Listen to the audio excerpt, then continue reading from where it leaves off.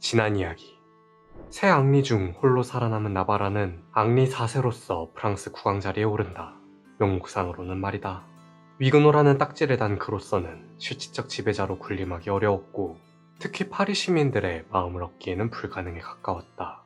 힘으로 지배해보려 했으나 되려 수많은 사상자를 일으켰고, 결국 하는 수 없이 가톨릭으로의 개종을 결심한다. 그의 인생 중 6번째 개종이었다. 정당한 국왕이 된 그는 사랑까지 쟁취하려 했다. 그러나 마고에 의해 저지되고 말았다.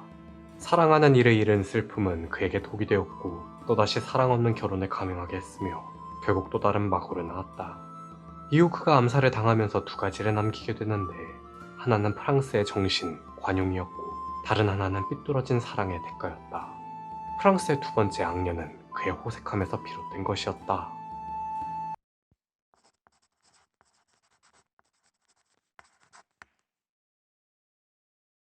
마리 드 메디치는 제2대 토스카나 대공 프란체스코 1세와 신성 로마 제국 황제 페르디난트 1세의 딸 요하나 사이에서 태어났습니다. 그야말로 금수저 집안에 형제들도 대부분 어려서 죽었고, 유년기를 무사히 넘긴 것은 언니와 본인뿐이었어요. 같은 집안 출신인 카트린과 비교했을 때 차이가 많이 나죠. 이후 1600년 그녀는 막대한 결혼 지참금을 노리고 접근한 앙리 4세와 결혼합니다. 그녀는 나름 부푼 기대를 품고 프랑스로 향했으나 앙리 4세는 마중조차 나가지 않았어요.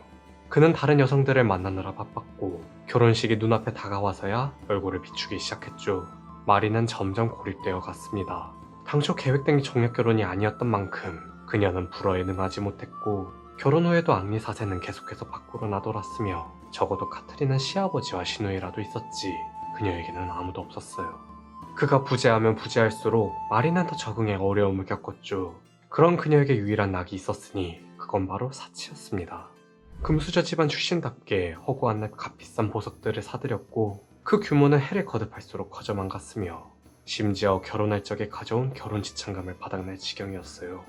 그러나 1601년 부부 사이가 좋지 못한 와중에도 그녀가 루이 13세를 낳고, 이후 5명의 왕자를 더 낳자 불안했던 그녀의 입지는 단번에 상승했죠. 물론 마리가 왕비 역할에 충실한 것과 별개로 앙리 4세는 그대로였습니다. 여전히 첩들을 만나러 다녔고, 심지어 그녀의 속도 모르고 그녀에게 첩들과 사이좋게 지낼 것을 종용했어요. 그때 그녀의 든든한 지원군이 되어준 인물이 나타났으니 바로 마고였죠. 1605년 당시 마고는 그동안 우성송에 지내다가 어머니의 유산 상속 문제로 파리에 들어온 참이었습니다. 발로아 왕가의 마지막 후손으로서 앙리 4세의 비호를 받고 있던 그녀는 부르본 왕조를 지지하기 위해 여러 공식 석상에 나서야 했고, 이 과정에서 마리와도 연을 맺었어요. 이후 마고가 앙리 4세의 첩 앙리에트와 갈등을 빚었을 때 마리가 나서서 그녀를 도와준 것을 계기로 두 사람은 친구가 되었죠. 마고는 평소 아이를 좋아했습니다. 아이를 낳지 못해서 그랬던 것인지는 모르겠으나 오죽하면 앙리 4세의 사생아들까지도 잘 돌봐주었죠. 특히 마리의 자녀들을 더 잘 챙겼는데요. 그녀는 루이 13세를 자신의 상속자로 지명했으며, 심지어 마리의 차남 가스통의 대모가 되었습니다. 1609년 마고는 생강 왼쪽 기슭에 호텔 드 라 레인이라는 호화스러운 건물을 지었어요. 그곳에서 작가, 예술가, 철학자 등 문학계 명사들을 초청해 그들의 후원자가 되었죠. 이듬해인 1610년 5월 13일에는 생드니 대성당에서 열린 마리의 대관식에 참석했습니다. 그리고 그 다음 날에 앙리 4세가 암살당한 거예요. 앙리 4세의 사망 소식에 두 사람은 발빠르게 움직입니다. 후계자인 루이 13세가 왕위에 오르는 것이 맞으나 그는 당시 9살에 불과했거든요. 당연히 어린 왕을 대신할 섭정이 필요했고, 카트린이 그랬던 야망이 컸던 마리도 자신이 그 자리에 앉고 싶었죠. 마고도 외국 대사를 맞이하고 궁정의 각종 행사를 도왔으며 산부회를 설득하는 등 친구인 그녀가 안정적인 정치를 할 수 있도록 지원했습니다. 덕분에 마리는 사실상 프랑스의 최고 권력자로 군림할 수 있었어요. 그러나 그녀의 든든한 지원군이 되어준 마고가 얼마 못 가 죽고 말았죠. 길잡이가 없어지자 마리는 시작부터 해서는 안 될 행동을 하고 맙니다. 그건 바로 남편 앙리 4세가 낭트 칙령으로 봉합해놓은 가톨릭과 위구노의 갈등을 다시 부추기는 일이었어요. 카트린이 그랬듯 종교를 통해 자신의 권력을 공고히 하려는 계획이었죠. 문제는 그녀의 이 선택 하나로 프랑스는 또다시 퇴행의 길로 접어들고 맙니다. 그녀는 가장 먼저 남편의 신복들을 자르고 그 자리에 자신의 입맛에 맞는 이들로 채워나갔어요.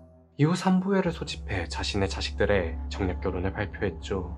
이를 통해 프랑스와 오랜 적대 관계인 합스부르크 가문과의 강화를 추진하는 동시에 본인 스스로 가톨릭 국가와 협력하는 모습을 보임으로써 위고노 세력에게 불안감을 조성했습니다. 당시 산부회의 제1계급 성직자들 가운데 눈에 띄는 인물이 있었습니다. 바로 소설 삼총사의 악당 리슐리에였어요. 그는 뛰어난 언변으로 좌중을 압도했고 마리에게 발탁되어 정계에 입문했죠. 이제 원하는 바를 이뤄낸 마리는 그대로 산부회와 정의의 침대를 폐쇄해버립니다. 특히 산부회의 경우 이 일을 계기로 100년이 넘도록 멈췄다가 18세기 후반에 들어서야 루이 16세에 의해 다시 열렸어요.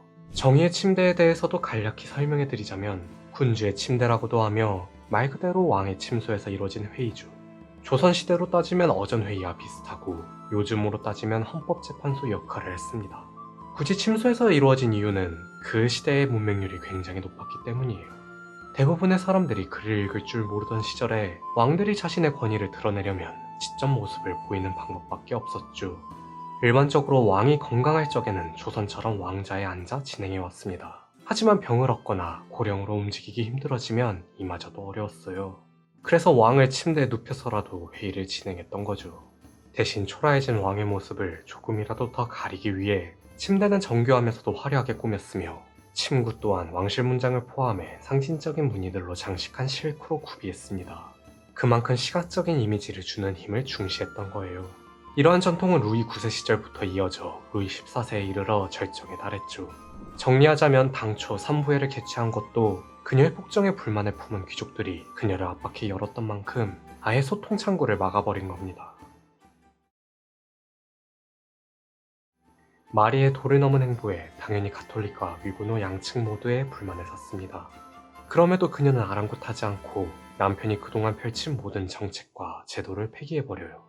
이에 최전선에서 이를 드러낸 이가 있었으니 그가 바로 콩대 공작이었죠. 그는 앙리 4세와 오촌 관계로 루이 13세가 태어나기 전까지 유력한 왕위 계승자였습니다. 그러니 어린 왕을 끼고 국정을 어지럽히는 그녀가 못마땅했을 거예요. 다만 생전 앙리 4세에게 이렇다 할 총애를 받지 못한 그는 1616년 루던 조약을 통해 그저 돈 몇 푼과 직위 정도에 만족해야 했고 되려 역공을 당해 바스티유에 갇혔으며 마리는 리슐리에를 외무장관 자리에 앉혀 무소불위의 권력을 얻었죠. 정말로 그 누구도 그녀를 막을 수 없을 것만 같았습니다. 유일하게 그녀를 막을 수 있었던 마고도 이미 고령으로 죽고 없었으니까요. 마리는 또다시 사치와 향락을 즐기기 시작했고 국가재정은 점점 바닥을 보였죠. 그리고 이때까지 조용히 숨죽여온 인물이 본격적으로 모습을 드러내기 시작합니다. 바로 그녀의 아들 루이 13세였어요.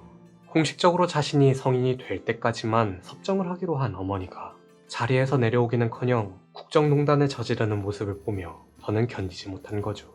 그는 어머니의 오른팔 콘치니를 살해하는 것을 시작으로 거사를 진행했습니다. 사실 루이 13세는 오래전부터 마리에게 유감이 컸습니다. 어린 시절 마리는 줄곧 자신보다 동생 가스통을 편애했어요. 단 한 번도 사랑다운 사랑을 받아보지 못한 그는 극심한 애정결핍과 정서 불안에서 오는 심리적 장애를 안고 살아야 했죠.